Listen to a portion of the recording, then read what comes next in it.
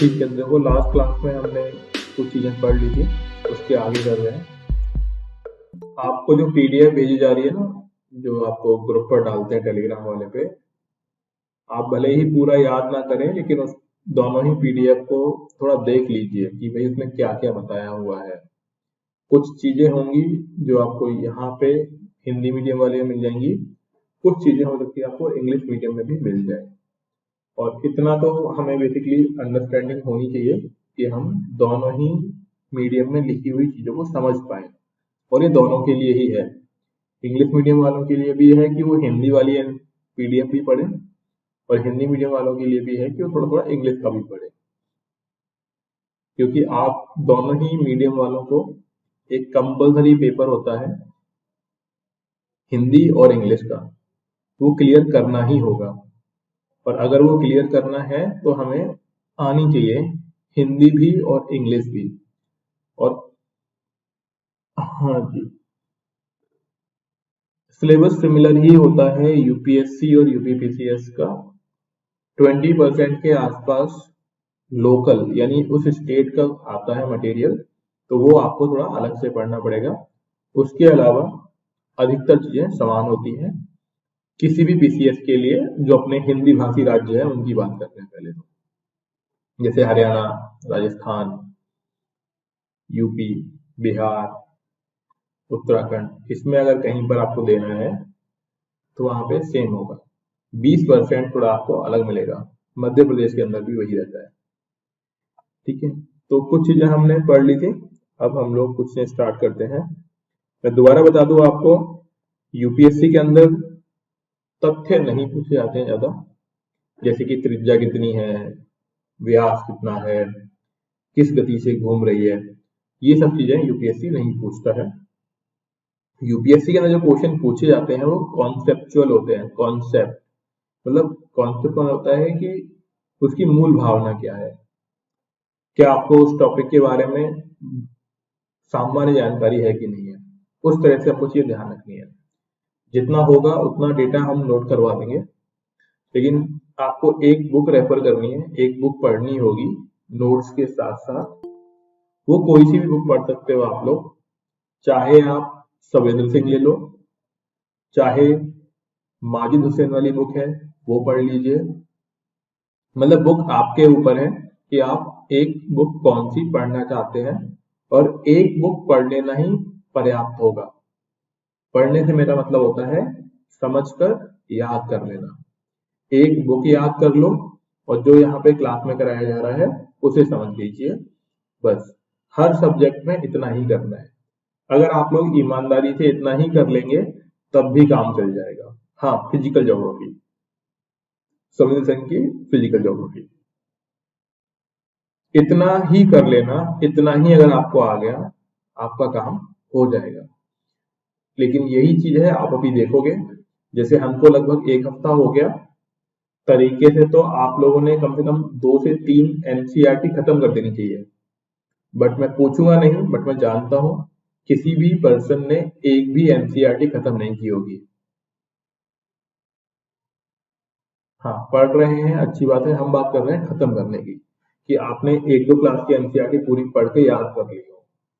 तो थोड़ा सा अपने आप की आपको स्पीड बढ़ानी पड़ेगी। स्लो रहोगे तो बहुत लंबा टाइम लग जाएगा। ठीक है, 6 की खत्म हो गई, वेरी गुड। 7 की आधी हो गई है, अच्छी बात है। ठीक है, अगर आप सच में इतनी मेहनत कर रहे हैं तब तो सही है, वरना ऐसे समझ लीजिए ठीक है आपने हिस्ट्री पढ़ ली है, अच्छी बात है। तो बस ये ध्यान रखिएगा कि आपको तैयारी कितने समय तक करनी है ना।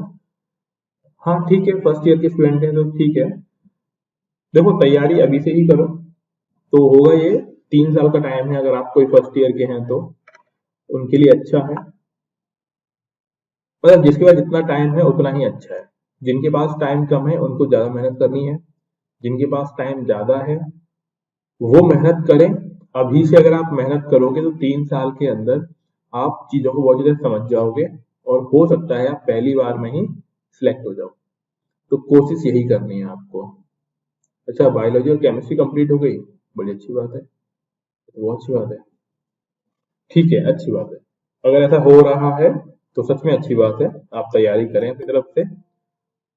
आपका जो लोग फर्स्ट ईयर में हैं अभी, और अगर आप अगले 3 साल ऐसी ही मेहनत कर लेते हैं तो यकीन मानिए 100% आप सिलेक्ट हो जाएंगे यूपीएससी के अंदर।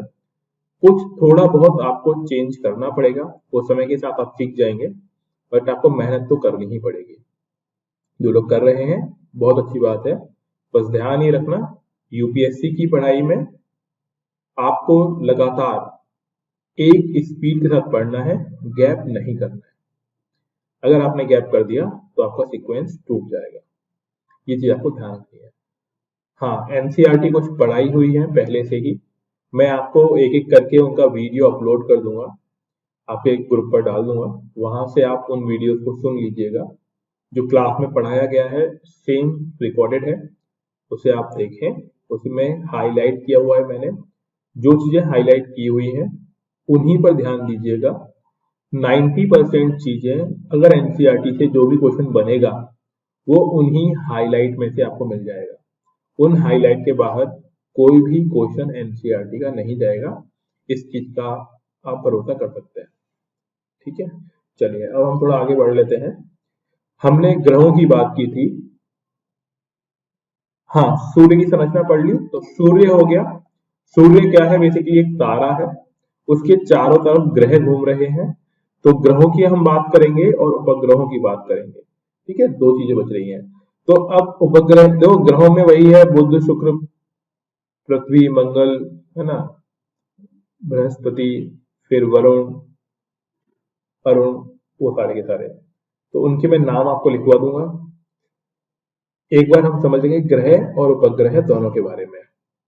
तो यहाँ पे अभी हम जो पढ़ने वाले हैं वो ग्रह और उपग्रह। म्यूट रखिए, म्यूट रखिए आप, है ना। तो यहाँ पे हम ग्रह और उपग्रह दोनों के बारे में ही पढ़ेंगे। हाँ जी ममता जी, क्या बोलना चाह रहे हैं? आपकी एक तो आवाज क्लियर नहीं आ रही है, दोबारा बोलेंगे आप क्या बोलना चाह रहे हैं? सूर्य की संरचना पढ़ा रहे हैं। अच्छा, सूर्य की संरचना पढ़ानी है, आप ऐसा बोलना चाह रहे हो मेरे को? अच्छा अच्छा, ठीक है। हाँ हाँ, ठीक ठीक है, ठीक है, ठीक ठीक। वहां से शुरू कर लेते हैं, ठीक है। हाँ, अभी आप म्यूट कर लीजिए थोड़ी देर के लिए।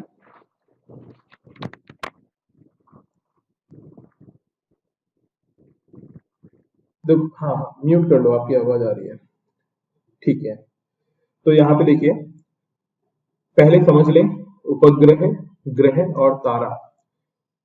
जो ग्रहों के चारों तरफ घूमते हैं वो उपग्रह हैं, और जो ग्रह होते हैं वो तारे के चारों तरफ घूमते हैं। तो इसका मतलब ये हुआ, सूर्य अगर बीच में है तो सूर्य के चारों तरफ जो घूम रहे हैं वो क्या हो जाएंगे? ग्रह।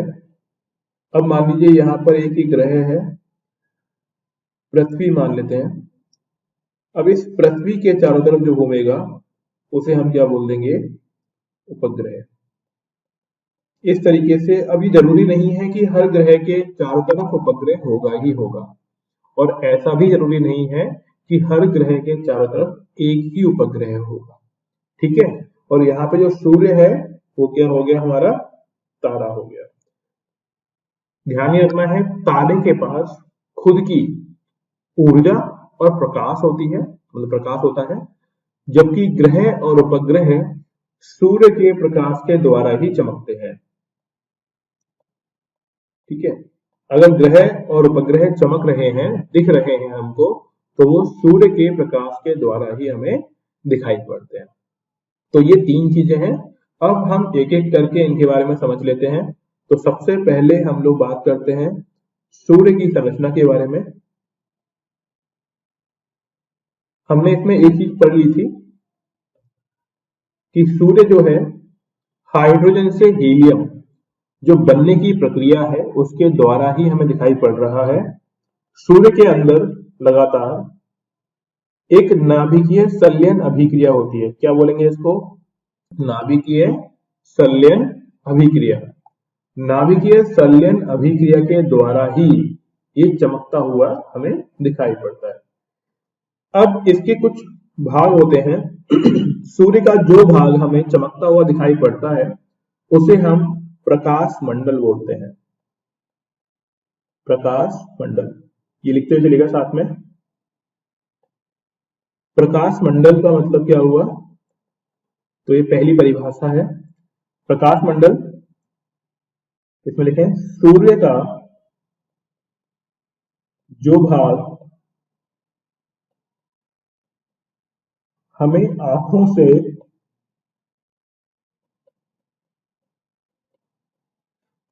मैं बोलता हुआ चल रहा हूं, ध्यान से लिखिएगा, आंखों से दिखाई देता है। अब आपको लग रहा होगा कि हर चीज आंखों से ही दिखाई देती है, इसका मतलब ये है बिना किसी दूरबीन की सहायता से जो चीज हमें दिखाई दे रही है, दिखाई देता है, उसे क्या बोलते हैं, उसे प्रकाश मंडल बोलते हैं। प्रकाश मंडल। और इंग्लिश में अगर हम बात करें तो इसे बोलते हैं फोटोस्फीयर। जो टर्म्स हैं, जो कुछ शब्दावलियां होती हैं, उनको आपको इंग्लिश में लिख लेना चाहिए। कई बार यूपीएससी के अंदर वो इंग्लिश टू इंग्लिश किया जाता है, ठीक है। तो ये हो गया हमारा प्रकाश मंडल, जिसे हम बोलते हैं फोटोस्फीयर, ठीक है।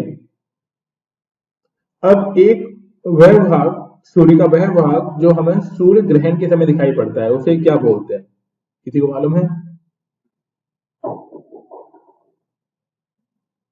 सूर्य का, लिखो कोरोना,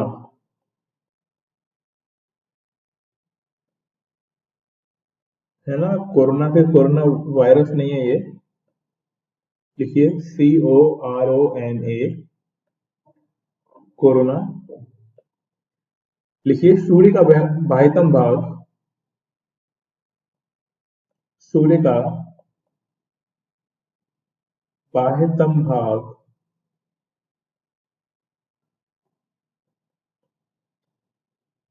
जो हमें केवल सूर्य ग्रहण के समय दिखाई पड़ेगा।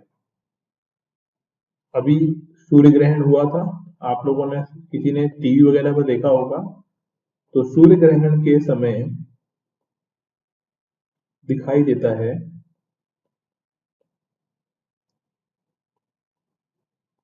उसे हम क्या बोलेंगे, कोरोना बोलेंगे, ठीक है। तो मैं दोबारा लिख नहीं रहा हूं, तो अच्छी समझिए, सूर्य का बाह्यतम भाग जो हमें सूर्य ग्रहण के समय दिखाई पड़ता है उसे हम कोरोना बोलते हैं। बाह्यतम क्या होता है? बाह्यतम क्या होता है? बाहरी भाग, बाहरी समझते हैं। तो आप तो, दिखाई देता है आप कुछ हिंदी मीडियम से हैं, इंग्लिश टेक्स्ट। मीडियम से हैं? हिंदी। और बाह्यतम नहीं मालूम आपको? गुड। देना ये इसलिए। अच्छा, तो ऐसे ही लिखनी पड़ेगी आपको, है। कोई बात नहीं, ठीक है। अब देखो होगा क्या, अब सूर्य से जो आपको एक तरीके से हीट, गर्मी निकलती हुई दिखाई पड़ रही है, तो उसे सौर ज्वाला बोलते हैं। तो जो तीसरी चीज है इसमें आपको ध्यान रखनी है, उसे बोलते हैं सौर ज्वाला।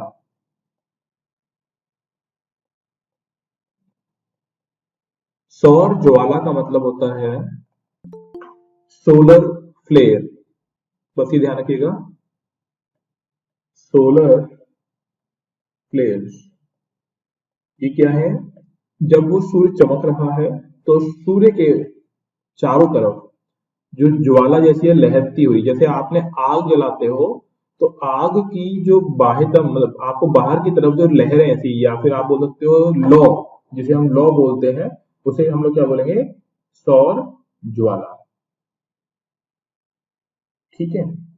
अब कभी कभी आपने देखा होगा सूर्य के चारों तरफ हमें घेरा सा दिखाई पड़ता है, जब कभी बादल वगैरह होते हैं तो जो हमें चारों तरफ घेरा घेरा दिखाई पड़ता है उसे बोलते हैं रंगीन प्रकाश, या फिर उसका नाम है इंग्लिश में अगर हम बात करें तो ऑरोरा, AURORA, ऑरोरा लाइट। मतलब ऑरा देखा होगा ना आपने, जब किसी ऐसे भगवान आते हैं तो पीछे जो चमकता हुआ घेरा होता है उसे बोलते हैं ऑरा। ठीक है, तो इसे ऑरा बोल रहे होते हैं। ये क्या होगा, रंगीन प्रकाश है जो चारों तरफ आपको किसी भी, ऐसे आपने कभी कभी चंद्रमा देखा होगा, चंद्रमा के चारों तरफ घेरा दिखाई पड़ता है। हाँ, थर्ड पॉइंट है सौर।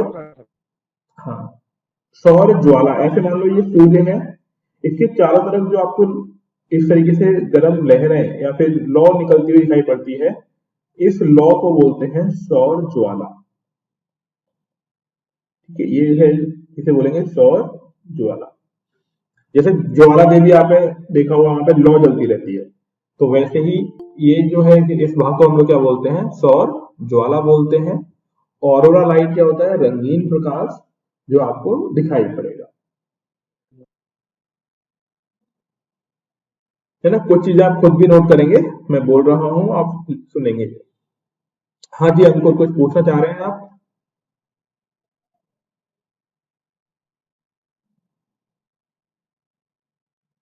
ठीक है, अब एक चीज और देखिए यहाँ पे, इस ऑरोरा की ही बात कर लेते हैं पहले तो।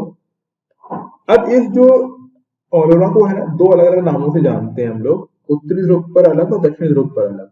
अगर हम बात करें यही रंगीन प्रकाश जिसे ऑरोरा बोल रहे हैं, उत्तरी ध्रुव पर, उत्तरी ध्रुव और दक्षिणी ध्रुव समझते हैं ना, नॉर्थ पोल साउथ पोल, ठीक है ना। उत्तरी ध्रुव पर इस प्रकाश को हम बोलेंगे अरोरा बोरियालिस। इसको लिख लीजिएगा, ये इंपॉर्टेंट इंपॉर्टेंट है, कई बार पूछा गया है। Aurora borealis. और जब हम दक्षिणी ध्रुव की बात करेंगे, दक्षिणी ध्रुव पर इसी प्रकाश को अरोरा ऑस्ट्रेलिस बोलते हैं। इसको याद करने के लिए आप ऐसे समझ सकते हैं, दक्षिणी गोलार्ध में ऑस्ट्रेलिया है, तो दक्षिणी गोलार्ध में जो रंगीन प्रकाश है, ऑरोरा लाइट है, उसे हम ऑरोरा ऑस्ट्रेलिस बोलेंगे। तो दूसरा अपने आप ही क्या बचेगा, ऑरोरा बोरियालिस, क्योंकि दो ही नाम है, ऑरोरा बोरियालिस और ऑरोरा ऑस्ट्रेलिस। अब कभी कभी, हाँ अंकुर आपकी वॉइस नहीं आ रही है, क्या मेरी वॉइस सभी को प्रॉपर सुनाई पड़ रही है?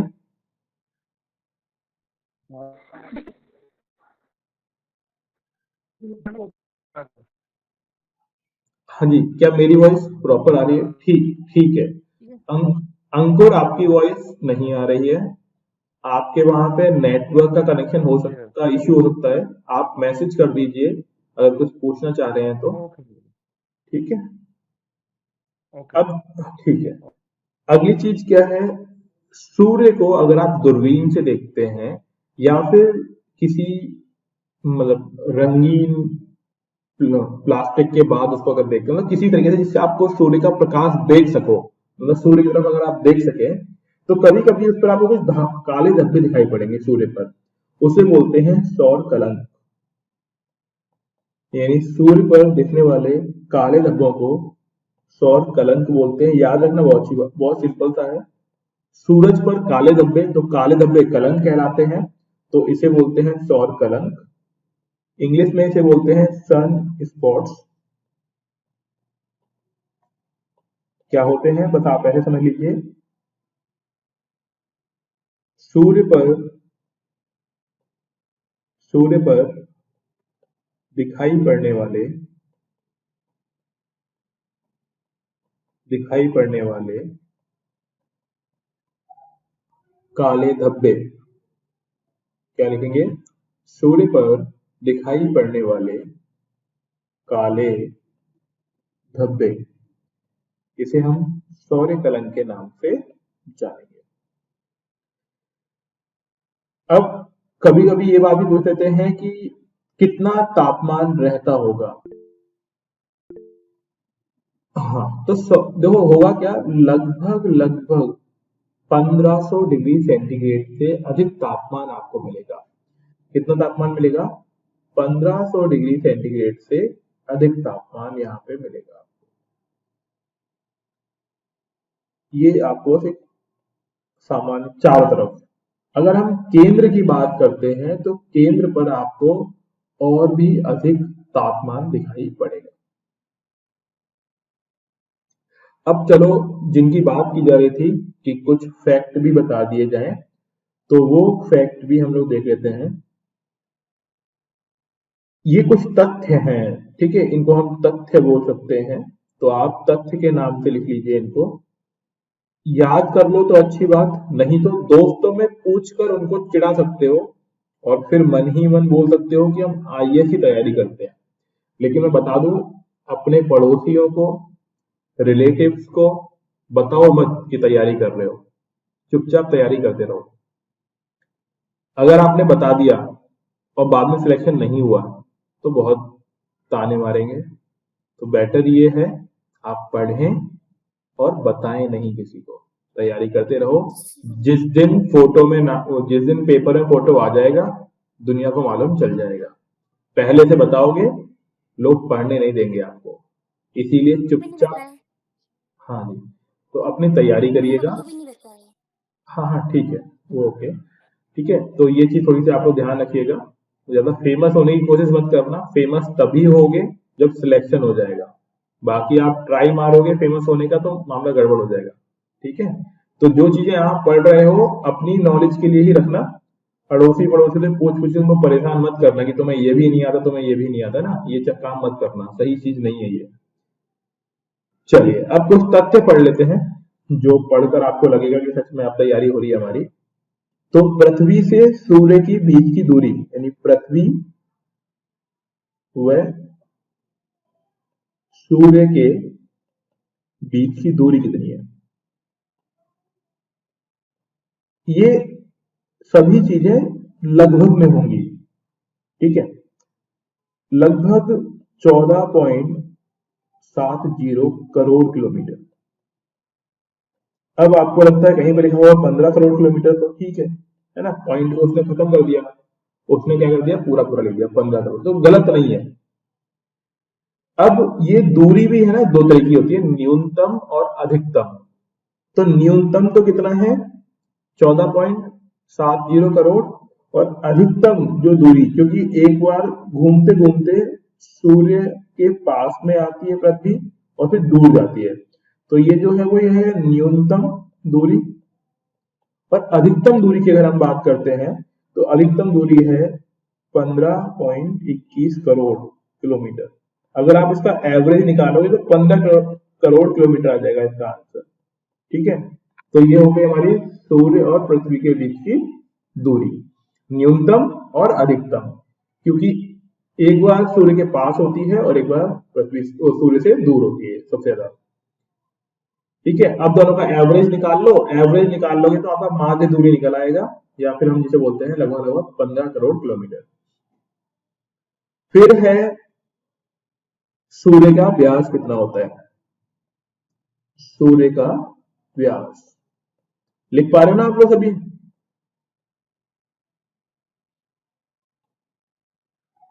यस। ये अगर मैं अब पूरा पूरा लिखाऊं तो 13,92,000 हाँ सर। किलो किलोमीटर, ठीक है। अब इतना अगर आप ऐसे याद ना रख पाओ 13,92,000 किलोमीटर, तो एक साथ याद कर लो, कितना कर लो, ऐसे बोल दो लगभग 15 लाख, है ना, 15 लाख किलोमीटर, ऐसे भी आप याद कर सकते हो। बस ये जब मैं लहराती हुई लाइनें बनाऊंगा तो इसे बोलते हैं लगभग, ठीक है। ये अंतर, ये जो मैंने लहराती हुई इक्वल टू बनाया है ना, इसे बोलते हैं लगभग। तो कंफ्यूज मत हो जाना क्या बना दिया मैंने, ये इसे बोलते हैं लगभग। अब देखो इसका आयतन, किसका आयतन? सूर्य का आयतन, सूर्य का आयतन, आयतन समझते हो?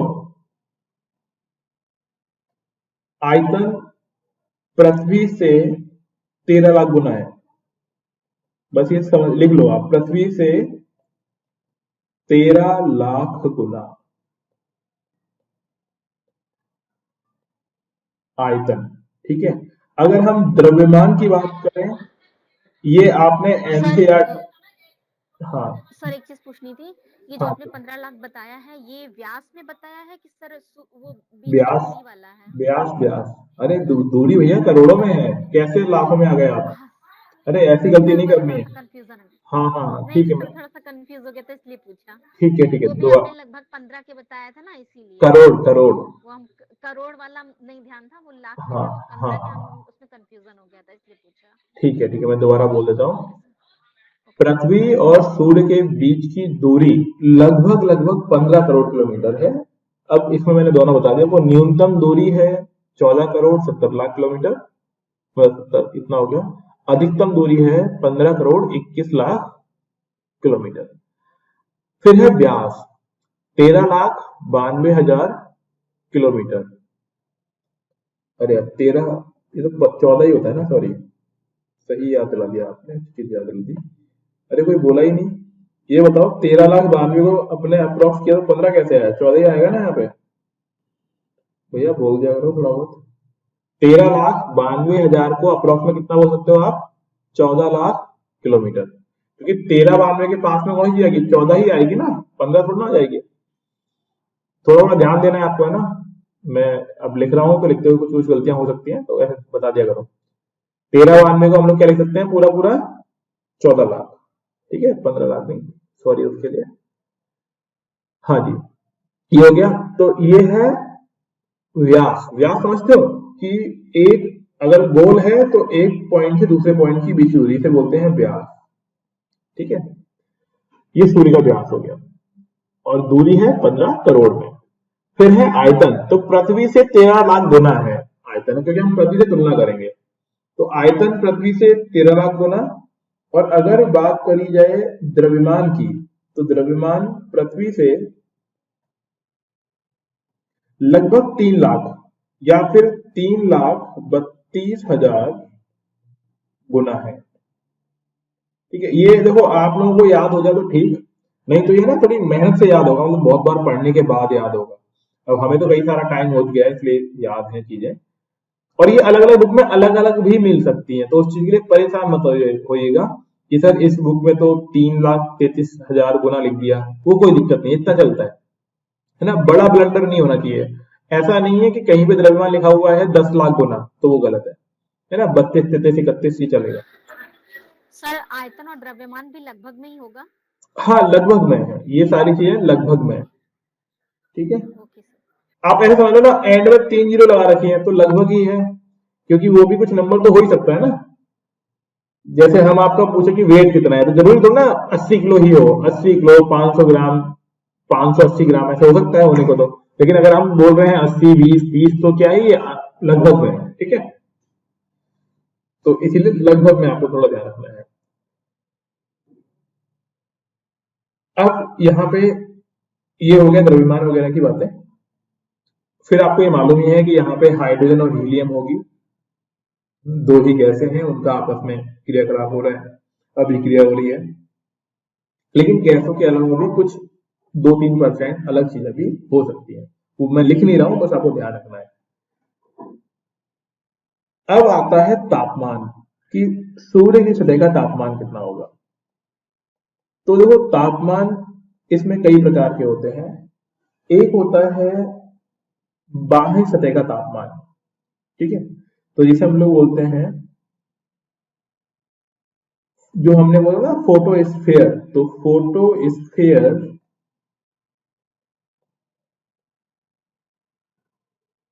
का तापमान लगभग लगभग कितना होगा? 6,000 डिग्री सेल्सियस। कितना होगा तापमान? 6,000 डिग्री सेल्सियस। किसका? फोटोस्फीयर का तापमान। ठीक है, अब सूर्य के केंद्र का तापमान, अगला क्या है? सूर्य के केंद्र का तापमान। केंद्र समझते हैं, बिल्कुल सेंटर पॉइंट, जहां पे अभिक्रिया हो ही रही होगी, बिल्कुल बीच में। वहां का तापमान है 15 मिलियन डिग्री सेंटीग्रेड। और मैं मिलियन का लिखा देता हूं आप लोगों को कि मिलियन क्या होता है, मिलियन डिग्री सेंटीग्रेड। तो यहाँ पे लिख लीजिए साइड में आप, 1 मिलियन बराबर होते हैं 10 लाख, ठीक है। और 1 बिलियन बराबर होते हैं 100 करोड़। दोबारा ये गलती ना हो इसीलिए मैं आपको लिखा दे रहा हूं, ठीक है।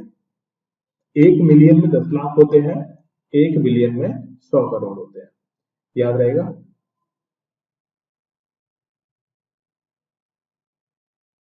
हाँ जी, यहां तक बातें समझ में आ रही है आप लोगों को।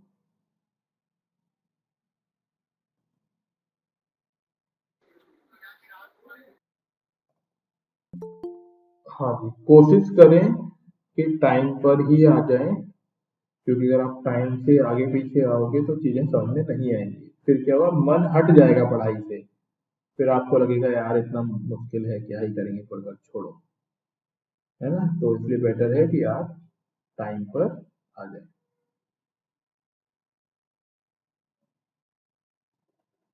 अब अगली चीज है कि भाई सूर्य में जो अभिक्रिया हो रही है, ये अभिक्रिया कब तक चलती रहेगी। तो सूर्य की आयु के बारे में बात कर लेते हैं, और ये अनुमानित है, ठीक है। अब ये मत बोल देना कि अभी कितना हो गया टाइम, हम ये मान के चल रहे हैं कि सूर्य की आयु जो होगी वो 5 बिलियन वर्ष होगी लगभग में, ठीक है, ध्यान रखना, 5 बिलियन वर्ष। और ये लगभग है ना, हर चीज हम लगभग में ही बात कर रहे हैं यहाँ पे, ठीक है। 5 बिलियन की बात करें तो कितना हो गया, 1 बिलियन में मैंने अभी बताया क्या होता है, 100 करोड़, यानी 500 करोड़ साल, साल यानी वर्ष। इतने दिनों तक सूर्य चलता रहेगा।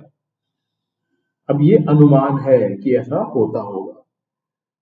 ये तो सूर्य की बात हो गई। लेकिन अगर हम सामान्य तारे की बात करें कि सामान्य जो तारे होते हैं उनकी आयु क्या होती है, सामान्य तारे की आयु, क्योंकि सूर्य भी एक तारा है, लेकिन एक सामान्य तारे की आयु लगभग 10 बिलियन वर्ष होती है। ये भी अनुमान है और लगभग में है, ठीक है। अगली चीज है, सूर्य का प्रकाश पृथ्वी तक कितने समय पहुंचता होगा। तो ये हमने उस दिन पूछा भी था शायद आप लोगों से, याद है आपको।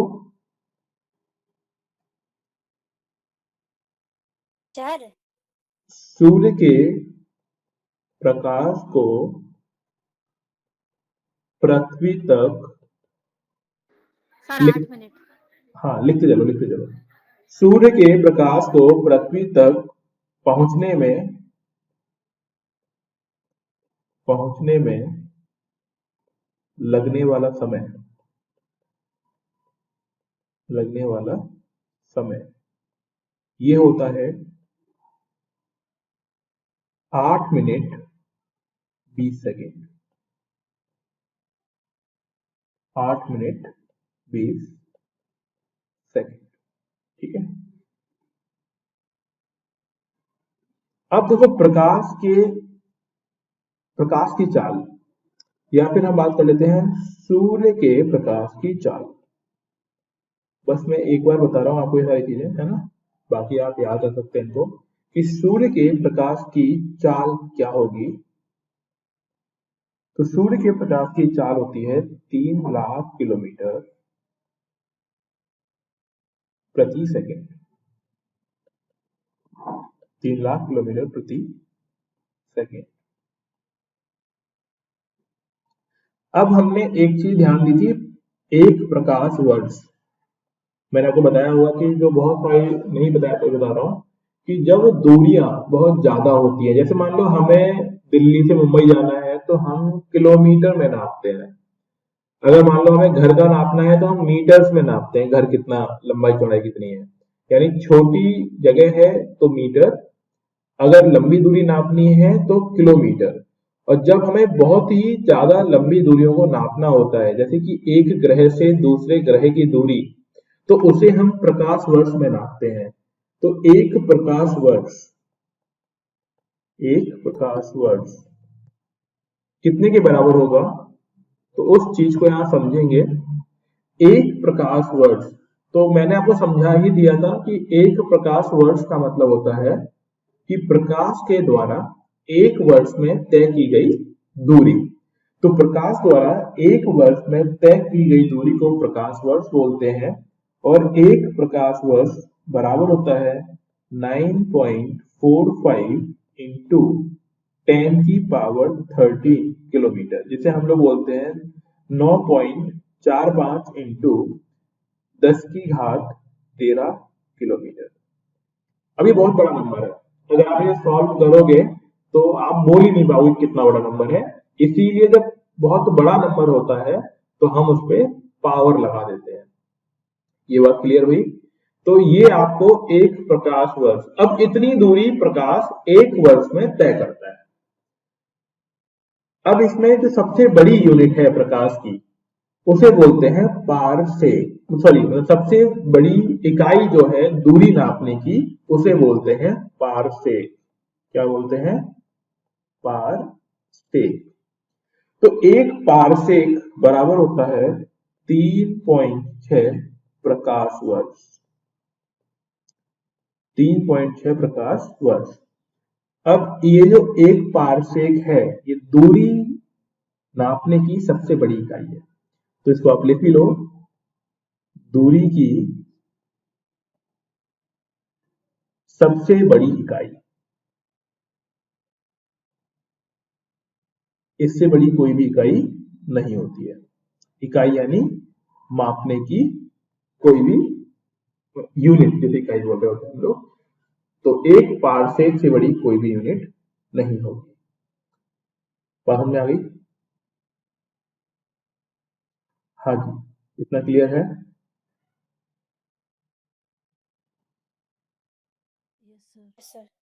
ठीक है। अब देखो, इसके उपग्रह हैं। अब इसमें, सॉरी, सूर्य के चारों तरफ ग्रह हैं और ग्रहों के चारों तरफ उपग्रह हैं। तो हम यहाँ पे सभी उपग्रहों मतलब और ग्रहों की बात नहीं करेंगे। मैं आपको, आप बुक से इसे पढ़ सकते हैं क्योंकि इसमें कोई भी लॉजिकल चीज नहीं है। जो चीज समझने की है वो मैं आपको यहाँ समझा देता हूँ।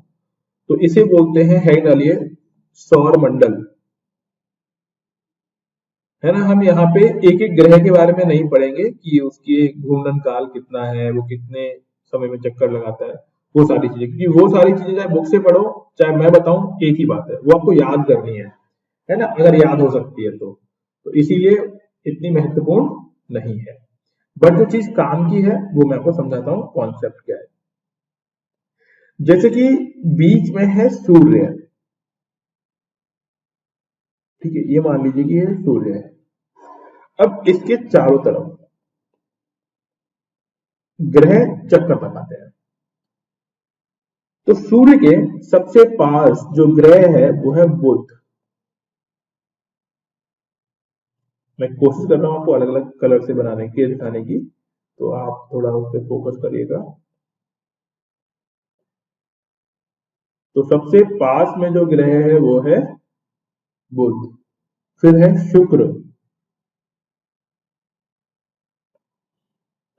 ऐसे ही बना लेना तो आपको एक ही बार में चीजों का आइडिया लग जाएगा। शुक्र ग्रह, ठीक है। शुक्र के बाद अगला है, देख पा रहे ना आप लोगों को? मेरी आवाज आ रही है प्रॉपर तरीके से? Yes sir. बुध शुक्र पृथ्वी, जी सर। ठीक है, वेरी गुड। पृथ्वी के बाद अगला जो है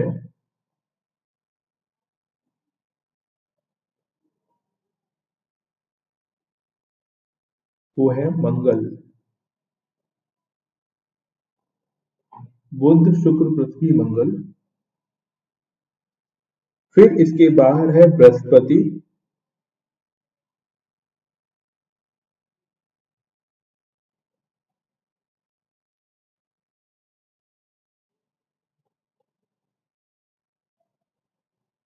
तो ये मैंने अलग से बना दिया, ये बाहरी तरफ पे, ये हो गया बृहस्पति।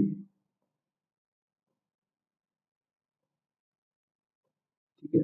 फिर इसके बाहर है शनि,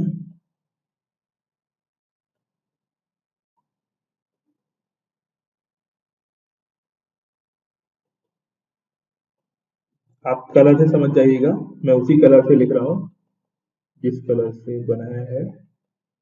तो इसके बाद है शनि, फिर है अरुण एंड वरुण। क्योंकि आपको दिख ही रहा होगा गोला इतना बड़ा हो चुका है कि अब हमारे उसमें आ नहीं रहा, तो मैं आपको साइड में लाइन लेके दिखा देता हूं कि इसके बाहर की तरफ, ठीक है, इसके बाहर की तरफ जो है अगला वाला वो है अरुण, और उसके भी बाहर जो ग्रह है बाह्यतम ग्रह जिसे हम लोग बोल सकते हैं, ठीक है, वो है वरुण। अब यहाँ पे ये तो हो गया क्रम, है ना। अरे वाह क्या डिजाइन बनाया ठीक है, तो ऐसे समझो आप, तो कलरफुल है। है कलरफुल है, मेहनत रंग लाई, अच्छा है। बहुत मेहनत से बनाया। अब देखो ये जो सूर्य है, अब ये चारों तरफ अपना प्रकाश दे रहा है, क्योंकि सूर्य है तो है नहीं कि एक ही तरफ से प्रकाश दे रहा है, वो तो चारों तरफ से प्रकाश दे रहा है। अब ये समझने वाली बात क्या है, ये है इसका प्रकाश। जो ग्रह सूर्य के पास होंगे उनको सबसे अधिक प्रकाश प्राप्त होगा, और प्रकाश के साथ क्या प्राप्त होगी, गर्मी। तो बुध सबसे गर्म ग्रह कौन सा हो जाएगा, बुध। बुध। अब क्योंकि ये बिल्कुल पास में है तो ये चक्कर भी जल्दी लगा लेगा, क्योंकि बुध क्या है, बिल्कुल पास में है, तो ये चक्कर भी सबसे पहले लगा लेगा। इसको सूर्य की एक परिक्रमा करने में सिर्फ 88 दिन लगते हैं, 88 डेज ओनली। 88 दिनों में ये सूर्य के चक्कर लगा लेता है। अब यहाँ पे जो तापमान है, दिन के समय में जो सूर्य निकला हुआ है तो 560 डिग्री के आसपास पहुंच जाता है। कितना पहुंच जा रहा है, 560 डिग्री के आसपास। सोचो 560 चीजें जल जाएंगी, हाँ बिल्कुल। तो 560 पर तो जीवन संभव है ही नहीं, हर चीज जल जाएगी। इसीलिए बुध ग्रह पर जीवन संभव नहीं है, ठीक है। जब तक सूर्य है तब तक बहुत गर्मी, और जैसे ही सूर्य गया बहुत ज्यादा सर्दी। इसका मतलब क्या हुआ कि यहाँ पे जीवन संभव नहीं है। अब इसमें बहुत सारी चीजें, अरे अभी रुको, अभी बता, अभी कराते हैं बात, है ना, अभी कर देंगे, ठीक है। तो ये तो हो गया बुध की बात। फिर हम करते हैं शुक्र की बात। इसमें और भी चीजें होंगी बट इतना समझ लो वो काम का है। दूसरा है शुक्र, तो आप समझ ही रहे हो कि बुध से थोड़ा दूर है शुक्र। अगर बुध को चक्कर लगाने में 88 दिन लग रहे हैं तो शुक्र को ज्यादा ही लगेंगे। तो शुक्र को लगभग 225 दिन लगते हैं, 225 दिन लगते हैं चक्कर लगाने में। और यहां पर भी वही है, दिन में गर्मी और रात में सर्दी। और जो गर्मी है वो काफी ज्यादा मिलेगी आपको, और इसलिए भी गर्मी ज्यादा मिलेगी क्योंकि यहाँ के वातावरण में बहुत ही ज्यादा कार्बन डाइऑक्साइड है। शुक्र के लिए दो तीन चीजें आप समझेंगे, यहाँ पे लिख लो। शुक्र जो ग्रह है, इस शुक्र ग्रह को एक तो हिंदी में सांझ का तारा बोलते हैं, सांझ का तारा। इसके अलावा इसे भोर का तारा ही बोलते हैं, या भोर का तारा।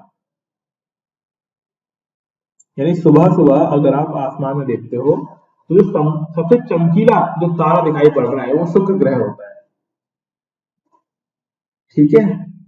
शाम को दिखाई पड़ेगा पश्चिम दिशा में। हाँ जी बोले। शुक्र को 255 दिन लगते हैं।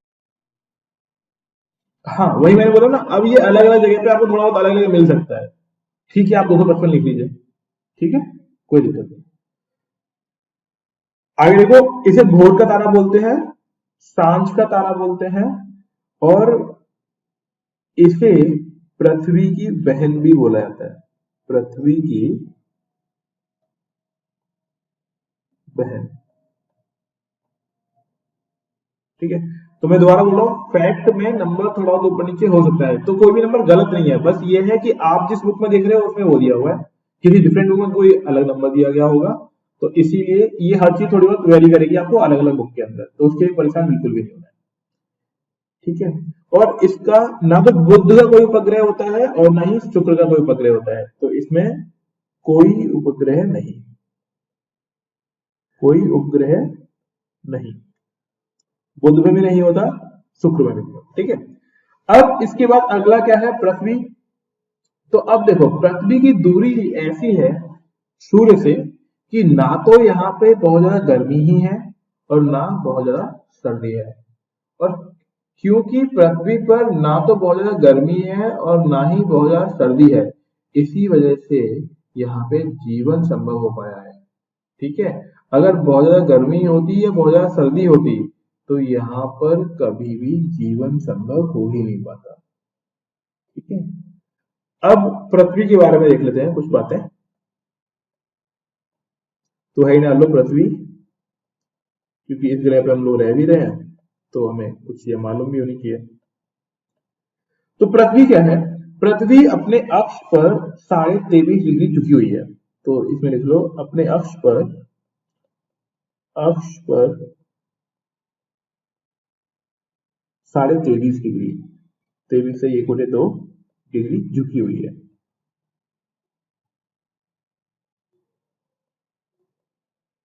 ठीक है, अपना परिक्रमण कितने समय में पूरा करती है ये, जो परिक्रमण है वो लगभग 365 दिनों में पूरा करती है। लगभग क्यों बोल रहा हूं, क्योंकि 365 दिन और 1/4 यानी 365 दिन और 6 घंटे में पूरा करती है। सूर्य से दूरी हमको मालूम ही है, लगभग 15 करोड़ किलोमीटर है। ठीक है, और अभी तक ज्ञात ग्रहों में सिर्फ पृथ्वी ही है जहां पे जीवन है, जीवन यहां है। इसके अलावा अभी तक हम ये नहीं जान पाए हैं कि किसी और ग्रह पर जीवन हो। तो जीवन सिर्फ कहां पर उपलब्ध है अभी, सिर्फ और सिर्फ पृथ्वी पर। और जल की अधिकता है, जल की क्या है, अधिकता है। अधिकता कैसे है कि भाई अगर हम ग्रहों की बात करें तो पृथ्वी ग्रह पर लगभग 70-71% भाग पर जल ही जल है। तो जल की अधिकता के कारण इसे नीला ग्रह भी बोलते हैं, नीला ग्रह भी बोलते हैं। ठीक है, कितनी बात समझ में आ गई। तो ये हो गई पृथ्वी के बारे में कुछ बातें। इसके बाद पृथ्वी के बाद जो अगला ग्रह है सूर्य से दूरी के आधार पर, उसे बोलते हैं मंगल, है ना, मंगल। तो अगला लिखिए मंगल ग्रह। अब मंगल की बात करें तो पृथ्वी के बाद आ रहा है, अगर पृथ्वी को पीने योग्य पानी, हाँ जी हाँ बिल्कुल ठीक है, पीने योग्य वो कराएंगे। देखो हम है ना टॉपिक के साथ चल रहे हैं, जो भी चीजें ना ये सारी आ जाएंगी आपकी, बस आप धैर्य के साथ पढ़ें, हर एक चीज आपको यहाँ पे बताई जाएगी। बस ये है कि वो सीक्वेंस जो है ना, क्रम, वो क्रम हमने अलग तरीके से डिसाइड किया हुआ है कि कहाँ पे कौन सी चीज बतानी है ना, उस हिसाब से बताएंगे। तो आप बस ध्यान रखें, हर चीज बता दी जाएगी, ऐसा कुछ भी नहीं है नहीं बताया जाएगा, मतलब कॉन्सेप्ट वाइज सब कुछ बता देंगे। जो चीज रह जाएगी वो थोड़ा बहुत आप फैक्ट बुक से पढ़ सकते हैं, बट आपका क्लियर हो जाएगा, सब पढ़ोगे समझ में आएगा कि हाँ बिल्कुल ये समझ में आता है, ऐसे हो जाएगा आपका। ठीक है, तो अब देखें मंगल। अब एक चीज ध्यान रख लो कि पृथ्वी का उपग्रह भी है, कौन है, चंद्रमा। तो एक उपग्रह, पृथ्वी के एक उपग्रह है जिसको हम लोग बोलते हैं चंद्रमा। ठीक है, अब हम बात कर लेते हैं मंगल की। अब जब पृथ्वी को 365 दिन लग रहे हैं चक्कर लगाने में, तो मंगल को ज्यादा ही दिन लगेंगे। तो दोबारा मैं बोल रहा हूँ कि अलग अलग बुकों में ये नंबर अलग अलग हो सकता है। मैं ये बोलना चाह रहा हूँ कि इसको जो दिन लगते हैं वो लगते हैं 687 दिन चक्कर लगाने में या परिक्रमा करने में। मैं शॉर्ट में लिख रहा हूं परिक्रमा करने में, तो आप समझ जाओगे कि परिक्रमा किसी करना है, सूर्य की ही करेगा, है ना, किसी और चीज की नहीं करेगा। तो परिक्रमा करने में लग रहे हैं दिन कितने? 687 दिन। और इसकी सतह जो है ना वो लाल दिखाई पड़ती है हम लोगों को, इसी वजह से इसे लाल ग्रह भी बोलते हैं। क्या बोलेंगे इसको? लाल ग्रह। अब ये लगातार घूमता रहता है, घूम ही रहे सारे के सारे, और यहाँ पे कुछ आपको पर्वत भी अनुभव होते हैं कि हम लोग मंगल पे जा चुके हैं, हमने मतलब मानव मंगल पर अपने भेज चुका है रोवर वगैरह, सैटेलाइट वगैरह। तो वहां पे उसने भेजा अपने सैटेलाइट्स को, तो हमें मालूम पड़ा कि वहां पे ऊंचे ऊंचे पर्वत हैं, और उन पर्वतों को फिर हमने नाम भी दे दिया। तो जो सबसे ऊंचा पर्वत है मंगल ग्रह पे, ध्यान रखिएगा, सबसे ऊंचा ग्रह, सॉरी सबसे ऊंचा पर्वत मंगल ग्रह पे, उसे हमने नाम दिया है निक्स ओलंपिया। क्या नाम दिया है? निक्स ओलंपिया। तो अब क्या रखना है? सबसे ऊंचे पर्वत को, अभी पर्वत कहां पर है? मंगल ग्रह पे, उसे नाम दिया गया है निक्स ओलंपिया। अभी बहुत सीधी सी बात है, जिसने पता लगाया होगा उसने अपने ही नाम पे उसका नाम रख दिया होगा। ऐसा बिल्कुल भी नहीं है कि उस पर्वत ने बताया होगा कि मेरा नाम क्या है ना। तो जब भी ध्यान रखना, हम ऐसे बोलते हैं कि उसका नाम, तो ये बात सीधी सी है कि इंसानों ने ही उसका नाम रखा है, और हम जो पता लगाते हैं मोस्टली वो अपने नाम पर उसका नाम दे देता है। फिर कुछ और बातें, जैसे कि यहाँ पे वातावरण बहुत विरल है, ठीक है, मार्स पर हमने मार्स रिकॉग्नाइज करने के लिए ऑर्बिटर भेजा था, वो सारी बातें इसमें आप पढ़ सकते हैं, लिख सकते हैं, या फिर करंट के साथ साथ भी आ जाएगा जब हम लोग करंट की बात कर रहे होंगे। फिर आप अगर आपने वो एक मूवी देखी हो अक्षय कुमार की, है ना, जिसमें उसने बोला कि इसका नाम क्या रखेंगे? मंगलयान, है ना। मंगलयान को नाम क्या दिया गया था? मंगलयान का नाम मालूम है आप लोगों को? मंगल मिशन मिशन मंगल। ओके, आप चूक यही गए तो यहाँ था, पे। फिल्म देखी है मैंने पूरी। उसमें एक टर्म था मॉम। हाँ मॉम मॉम सॉरी मॉम। हाँ, अब याद आया, पहले इसका नाम हाथी था, छोटा हाथी, फिर इसका नाम मॉम रखा था। Very good. तो मैंने मॉम का पूरी फुल, फिल्म देखी, बहुत अच्छी है। हाँ, तो देखो उससे सीखना था ये। पूरी से बताते हैं, पूरी से हाँ, मतलब बिल्कुल सुनाते बिल्कुल, हैं। उसमें सीखना था इसका नाम क्या है। तो इसका फुल फॉर्म होता है मार्स ऑर्बिटर मिशन, जिसे मंगलयान नाम दिया गया सामान्य भाषा में, और शॉर्ट में बोलते हैं मॉम। मॉम मतलब मार्स ऑर्बिटर मिशन। किसने बनाया? इसरो ने बनाया।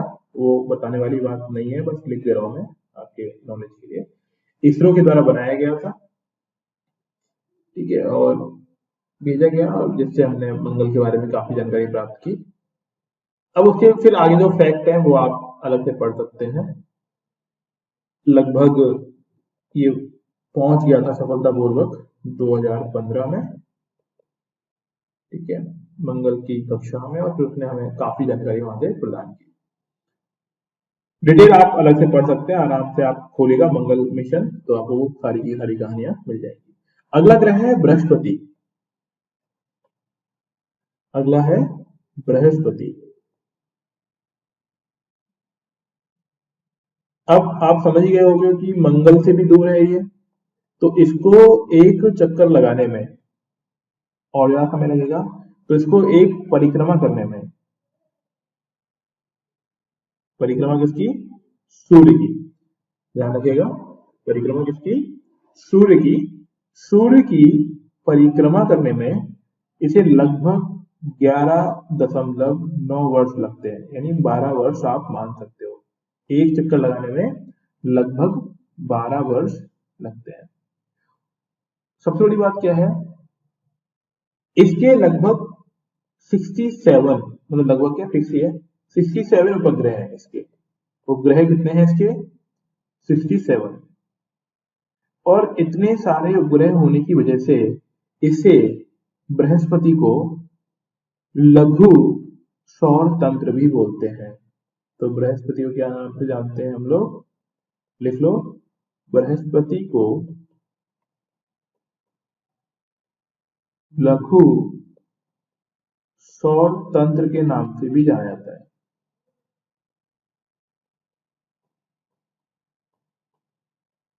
क्या कहेंगे, बृहस्पति को लघु सौर तंत्र भी कहते हैं। ठीक है, यहां तक कोई दिक्कत समझ में आ रहा है आप लोगों को? सर अगला है शनि। इनके इंग्लिश में भी नेम अगर आप चाहो तो जान सकते हो, लिख सकते हो। तो अगला है शनि। शनि को इंग्लिश में सैटर्न बोलते हैं, SATURN, सैटर्न। ठीक है, ये परिक्रमा करने में, अब क्योंकि ये बृहस्पति से भी दूर है, जब, और ये, हाँ एक भी चीज ध्यान रखिएगा कि बृहस्पति जो है ना वो सबसे बड़ा ग्रह है। मैं लिख देता हूं, बृहस्पति जो है वो सबसे बड़ा ग्रह है। तो यहां ब्रैकेट में लेता हूं, सबसे बड़ा ग्रह।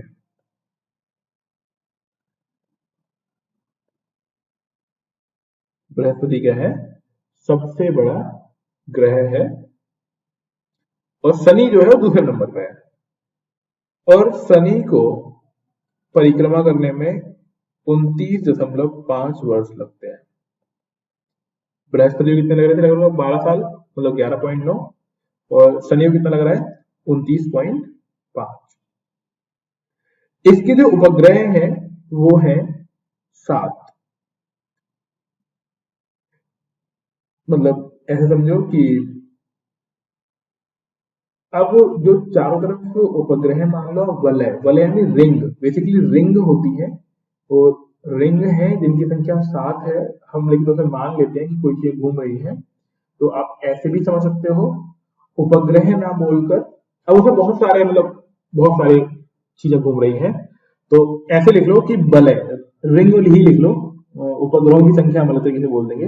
तो वलय जो है 7 है, 7 रिंग। अब हर रिंग में बहुत सारे पिंड घूम रहे हैं। अब उन पिंडों को हम क्या नाम दे देते हैं, उपग्रह दे देते हैं। अगर हम उनको, अब देखो ध्यान रखना, अभी इनकी संख्या फिक्स नहीं है, लगातार बढ़ती घटती रहती है, कोई टकरा गया, टूट गया, कोई बन गया, इस तरीके से। तो अभी तक, मतलब ये समझने के लिए है ना, लंबे समय में होगा, ऐसे नहीं हो रहा कि हर दिन टूट रहे हैं, फूट रहे हैं, लंबे समय के अंदर। तो अभी तक की अगर हम बात करें, तो हमने इसके चारों तरफ जिन उपग्रहों को आइडेंटिफाई किया हुआ है, समझ चुके हैं, वो उपग्रह है 62, है ना। तो जो मैंने ऊपर बोला वो वलय के लिए था। तो आप ये समझिएगा कि ये संख्या घटती बढ़ती बढ़ सकती है और घट भी सकती है। मालूम पड़ा 10 साल के बाद आपको कुछ और संख्या बताई जाए, है ना, तो उसके लिए परेशान नहीं होना है। या फिर किसी और रूप में आपको अलग संख्या मिल जाए, वो 2-4 नंबर ऊपर नीचे, तो उसके लिए बिल्कुल भी परेशान नहीं होना, ऐसा हो सकता है। ठीक है, सिर्फ ये फैक्ट वाली चीजों में ही होगा, फैक्ट के अलावा बाकी जगहों पर आपको ये सब चीजें देखने को नहीं मिलेंगी। तो अगेन वही है, आप बस ये समझो कि इसमें काफी उपग्रह हैं, और वलय भी होती है, चारों तरफ क्या है, गोल रिंग जैसी चीजें आप देख सकते हो। ठीक है, अब इसका एक सबसे बड़ा उपग्रह है जिसका नाम आपने बहुत सुना होगा, टाइटन। टाइटन की घड़ी आती है, देखा है, नाम सुना है आपने कभी, टाइटन? जी sir. Very good, TITN, Titan शनि का सबसे बड़ा उपग्रह है। टाइटन शनि का सबसे बड़ा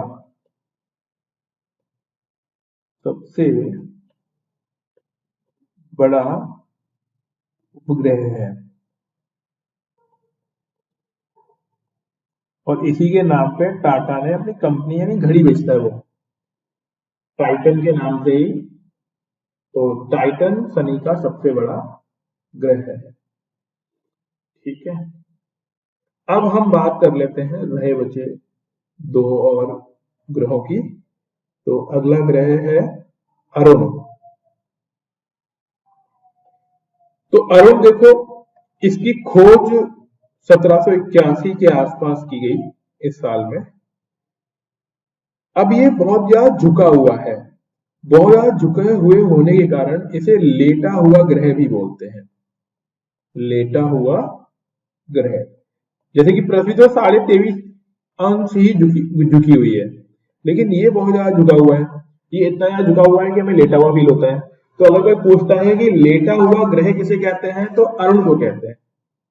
इसे परिक्रमा करने में लगभग 84 साल लगते हैं।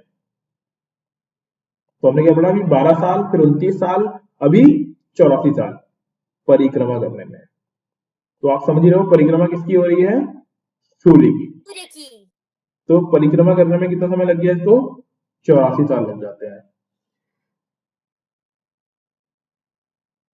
अब इसमें अब समझ लो कि सूर्य से बहुत दूर है, ठीक है, तो सूर्य से दूर है तो आप यहाँ पे तापमान में दोबारा से मतलब परिवर्तन देख सकते हो काफी ज्यादा ठंडा गर्म के टाइम में। शनि में 7 वलय थी, रिंग थी चारों तरफ। इसके चारों तरफ अगर हम वलय की बात करें तो वो होती है 5। और उपग्रह की संख्या जो है, इसके ज्ञात उपग्रह की संख्या जो है अभी तक, वो उपग्रह की संख्या है 27। 27 उपग्रह इसके चारों तरफ है जो चक्कर लगा रहे हैं। अगला लास्ट है वो है वरुण।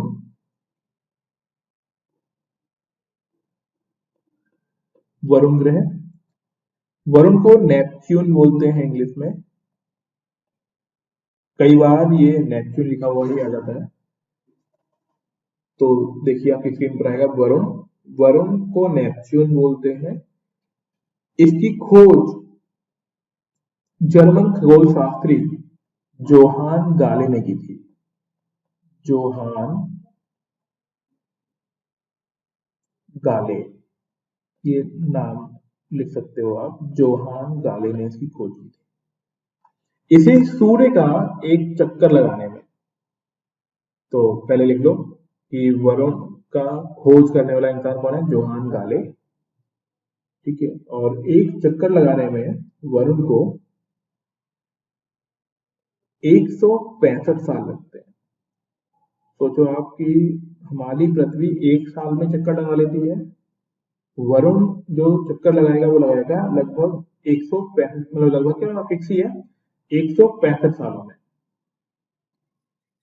इसके उपग्रह जो हैं, इसके 13 उपग्रह हैं, 13 उपग्रह। तो आप समझ गए होंगे कि एक तो दूर बहुत है, समय बहुत लगता है, और 165 साल का समय लगा रहा है एक चक्कर लगाने में। उपग्रह की संख्या कितनी है? 13। इस तरीके से हमारे पूरे ग्रह हो गए 8। इतना ही पढ़ना है। इसके अलावा अगर आपका मन नहीं माने तो आप बाकी सारी चीजें पढ़ सकते हो। अब इसमें 2 क्रम पूछे जाते हैं। क्रम मतलब एक तो भार के आधार पर और एक होता है आकार के आधार पर। तो आकार के अनुसार कौन सा सबसे बड़ा फिर छोटा फिर छोटा, तो इसमें क्रम बता रहा हूं मैं। तो पहला है आकार के आधार पर। सर सबसे बड़ा बृहस्पति ग्रह है। हाँ, तो मैं बड़े से छोटे की तरफ बताना चाह रहा हूं आपको। तो आकार जो है बड़े से छोटे की तरफ अगर मैं बताऊं आपको, तो सबसे बड़ा बृहस्पति, फिर शनि, फिर अरुण, वरुण, पृथ्वी, शुक्र, मंगल, बुध। तो सबसे बड़ा हो गया बृहस्पति और बुध हो गया सबसे छोटा। तो मैं इनको लिख भी देता हूं, आप लोग भी लिख लीजिए इनको। मैं एक ही लाइन में लिख रहा हूं, मैं बस लिख दूंगा पहला सबसे बड़ा और आखिरी वाला सबसे छोटा। तो समझ जाइएगा कि ये जो क्रम है वो बड़े से छोटे की तरफ है। इसको याद करना है आपको, है ना, कौन सबसे बड़ा कौन सबसे छोटा।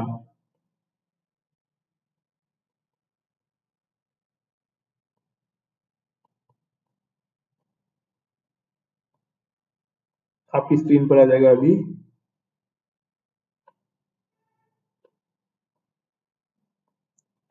क्रम आकार के आधार पर आपको लिखना है। तो दोबारा सुन लीजिए, सबसे बड़ा बृहस्पति, फिर शनि, फिर अरुण, वरुण, पृथ्वी, शुक्र, मंगल, बुध। बृहस्पति सबसे बड़ा और बुध सबसे छोटा।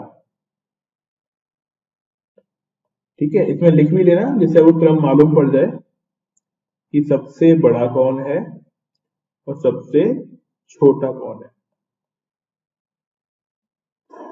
बृहस्पति सबसे बड़ा और बुध सबसे छोटा। क्लियर है? यहां तक कोई दिक्कत? No sir. दूसरा एक चीज लिख लीजिए, द्रव्यमान के आधार पर। द्रव्यमान के आधार पर। तो जो आकार के आधार पर है वही द्रव्यमान के आधार पर इनका क्रम है सेम।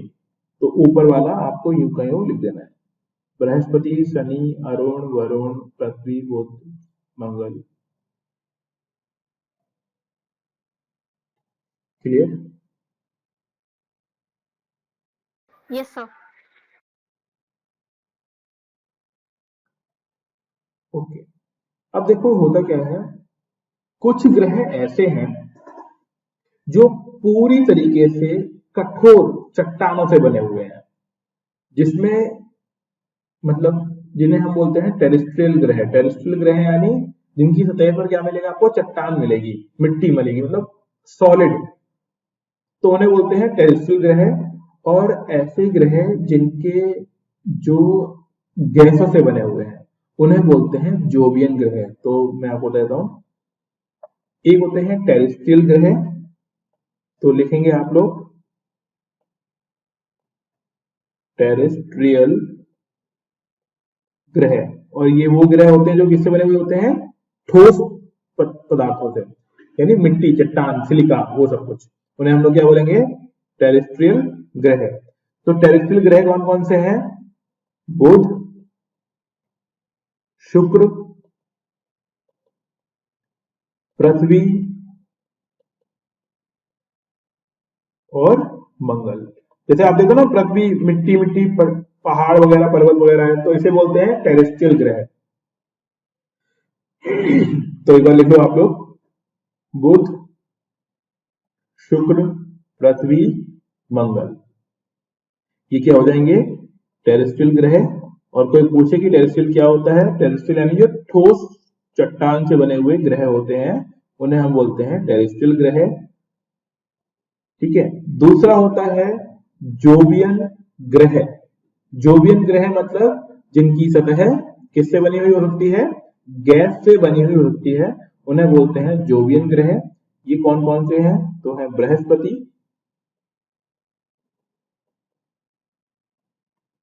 देन उसके बाद दूसरा होगा शनि, अरुण, वरुण। तो अरुण, वरुण, शनि और बृहस्पति। ठीक है। अब इनके देखो बहुत सारे हो सकते हैं क्रम, परिक्रमण के आधार पर, ठीक है, तापमान के आधार पर, परिक्रमण वेग के आधार पर। लेकिन जो मेन चीजें हैं वो ये पढ़ने वाली है। कई आधारों पर हम इन ग्रहों को वर्गीकृत कर सकते हैं, लेकिन हर एक आधार पढ़ने की जरूरत इतनी ज्यादा है नहीं। अब इसमें एक क्वेश्चन आता है कि यार पहले एक और ग्रह हुआ करता था, इसका नाम था प्लूटो।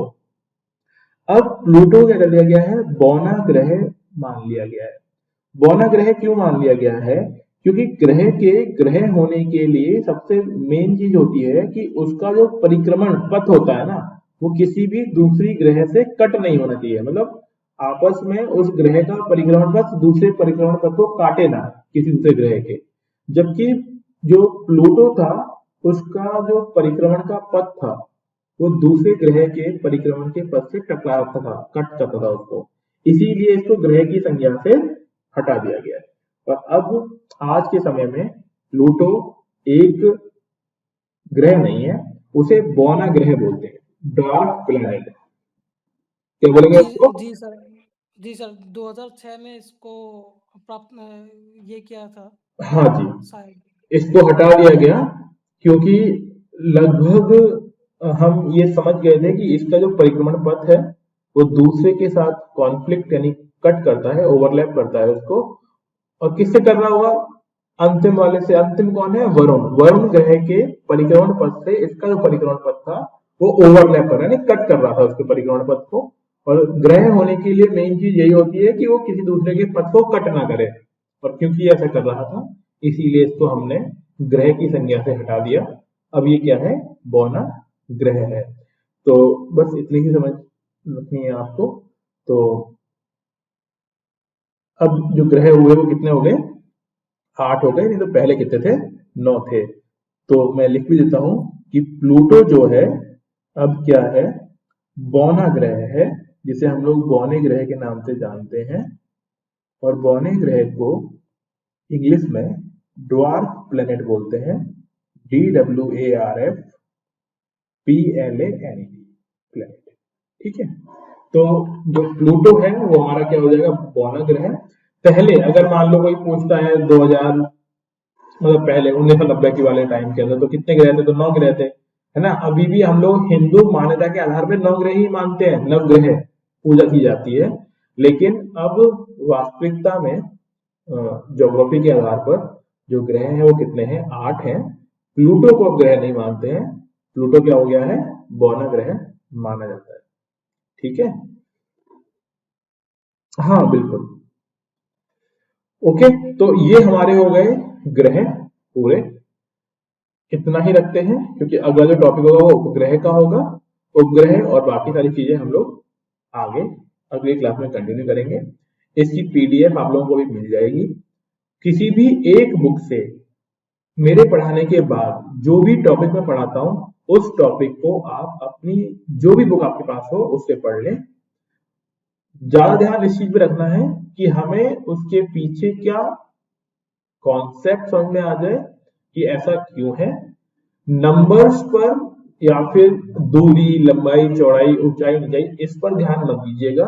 आप यूपीएससी के क्वेश्चन उठा के देखना, वहां पर आपको एक भी फैक्ट नहीं पूछा जाता है। हाँ, सविंदर सिंह बुक से आप पढ़ सकते हैं। ठीक है, तो अननेसेसरी फैक्ट में आप दिमाग मत लगाइएगा। अगर आपका मन नहीं माने तो एक बार आप प्रीवियस ईयर पेपर उठा के देख लेना। ऐसा कोई भी क्वेश्चन कभी भी नहीं पूछा जाता है जिसमें नंबर की ही बात की जाए। ठीक है, तो इसलिए निश्चिंत होकर बस आप पढ़ें। और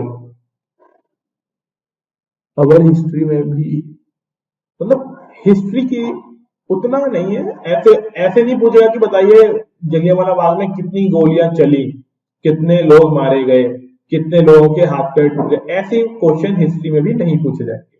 उसमें कोई ईयर पूछी जा सकती है, बहुत सारी नहीं, कुछ ही ईयर्स हैं जो पूछी जा सकती है हिस्ट्री के अंदर। उसके अलावा उसमें भी आपको ऐसे तथ्यात्मक क्वेश्चन नहीं मिलेंगे। तथ्यात्मक यानी जो 100% फैक्ट है, जैसे पूछ ही ले कि जलियांवाला बाग में कितने लोग, कितनी गोलियां खाई लोगों ने, है ना, कितने लोगों की मृत्यु हो गई, ये सब चीजें बातें वहां पे नहीं मिलेगी। तो ठीक है, इतना ही रखते हैं हम लोग। इसके आगे अगली क्लास में स्टार्ट करते हैं। तो थैंक यू, मिलते हैं नेक्स्ट क्लास में। Sir thank you sir. जी जी बताएं। सर हाँ जी, ये सी ऑफ ट्रांक्विलिटी इसके बारे में अगर थोड़ा सा कहेंगे तो सर ठीक क्या होता सर। क्या चीज? सी ऑफ सी ऑफ ट्रांक्विलिटी जो सर हाँ हाँ, म्यूट रखे एक एक करके हाँ। तो इसमें सर आप क्या क्या जानना चाहते हैं? सर ये एक्चुअली में सर क्या चीज है सर, ये जो तंत्र में पाया जाता है सर, सी ऑफ ट्रांक्विलिटी, तो ये क्या चीज है सर ये? अरे म्यूट, अरे अच्छा।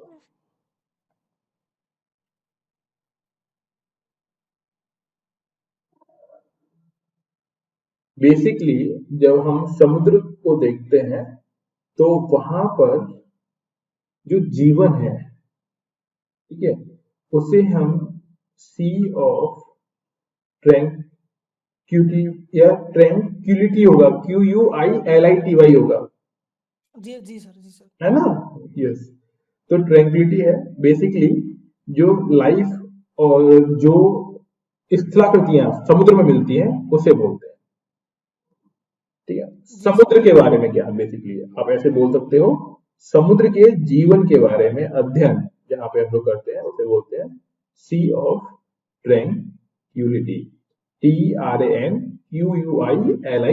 होगा वो, ठीक है। अच्छा सर। तो उसे हम लोग समुद्र विज्ञान में पढ़ेंगे। हमारा एक टॉपिक होगा ज्योग्राफी के अंदर, मतलब एक पूरा भाग है ज्योग्राफी का, समुद्र विज्ञान, ठीक है। तो ओशियनोग्राफी बोलते हैं, उसमें हम लोग पढ़ेंगे ये चीज, ठीक है, विस्तार से। जी जी सर। ओके, ठीक है। तो अब मैं मीटिंग एंड करता हूँ, मिलते हैं हम।